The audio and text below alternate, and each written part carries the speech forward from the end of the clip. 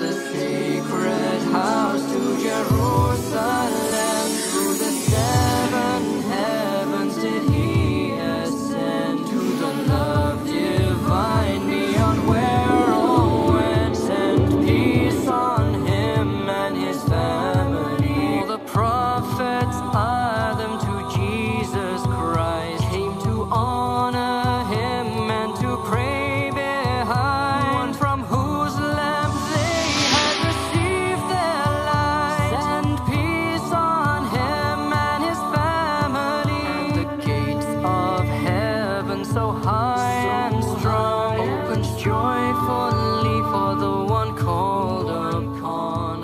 Assalamu alaikum. My name is Maria, and I converted to Islam 1 year ago. I'm from Boulder, Colorado. I was born here. I went to school here my whole life. Both of my parents, they're actually from South Africa. They immigrated here. Neither of them are religious. They're both atheists, so they don't really believe in God. I have one brother. He's studying music at the University of Colorado. He is Catholic, so he's not Muslim either. Before I converted, I didn't really believe in God. I didn't really have a religion. I didn't really have a faith, I guess you could say. I kind of grew up as my parents taught me, so I didn't really believe in God, and I didn't believe in really any religion at all. We talked about religion, we kind of talked about it almost negatively, I guess. We didn't really, before, I didn't really see religion as a good thing. I thought it was something that like caused a lot of problems, you know, especially like in the world with wars and stuff. I viewed it mostly negatively. We discuss everything, including religion, as a family.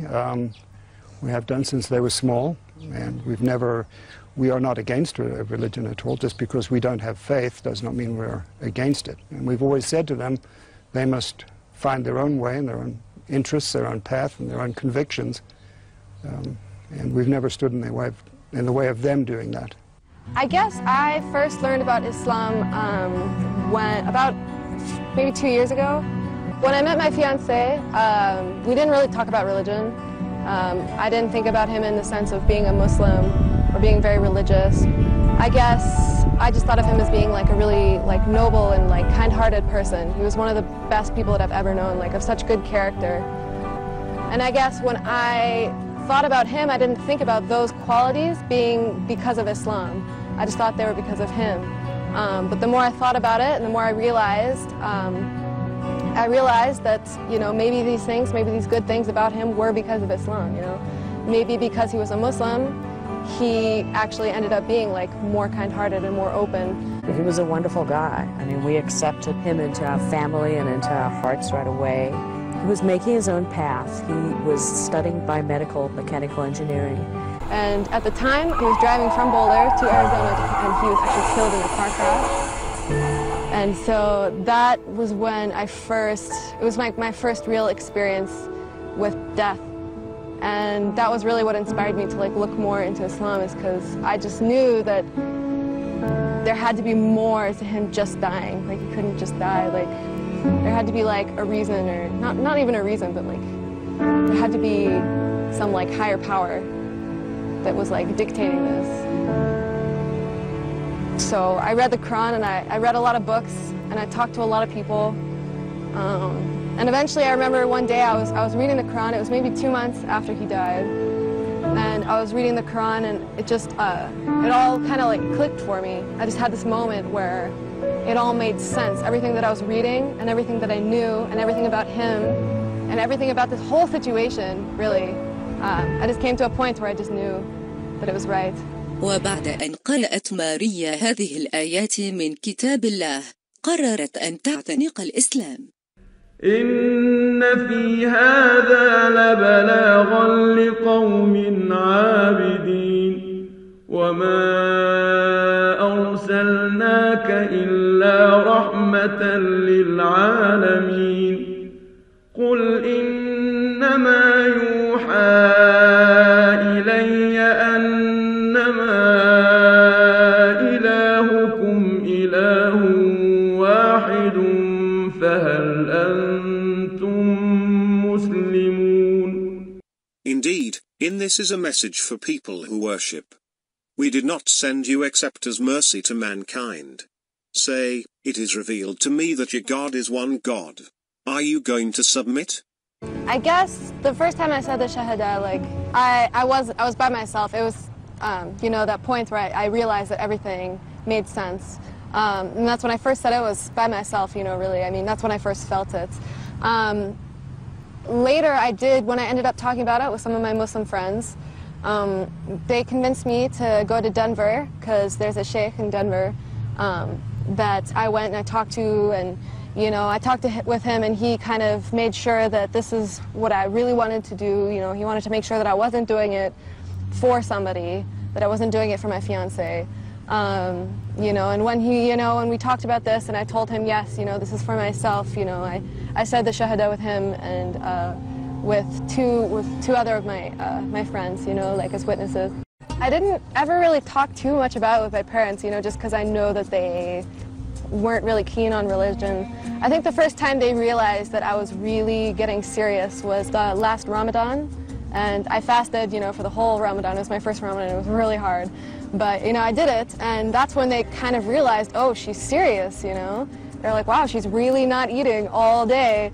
And I think that's when they first realized that it was serious. You know, I never really talked too much about it, but eventually, you know, they kind of came to accept it. I do think about, you know, marriage sometimes. I don't worry about it too much. You know, I feel like I will find the right person. And I do want them to be Muslim, obviously. Well, when I first put the veil, it was definitely very hard. It was really hard. Classes, they were difficult. You know, I felt like everybody's staring at me. You know, there are other girls here that wear the hijab, but I think right now I'm the only American girl here wearing hijab. When I found out Maria had converted to Islam, it was a surprise for me. I don't think her conversion really affected our relation all that much. We've been on the best of terms for a long time now. Yeah, we do talk about it. You know, we like to compare and contrast, you know, the two religions. And, you know, he thought it was interesting when I told him that in Islam, you know, we do believe in Jesus. You know, he was, like, shocked. He was like, I thought Muslims didn't believe in Jesus, you know. Mary, too, you know, because Catholicism is really about Mary. And so when I told him that Mary has her own chapter in the Quran, he was like, wow, you know, he was really impressed. I think Maria has definitely made the right choice for her. I wouldn't try to influence her anyway, and I don't think I could if I tried. I think people, they get a lot of misperceptions about Islam.